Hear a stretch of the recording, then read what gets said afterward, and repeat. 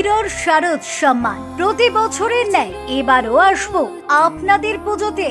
বাড়ির পুজো হোক বা বনেদিয়ানা, ক্লাবের হোক বা পাড়ার পুজো, কিংবা হোক রং বেরঙি থিম, সব ক্যাটাগরিতে থাকছে প্রথম, দ্বিতীয় ও তৃতীয় পুরস্কার।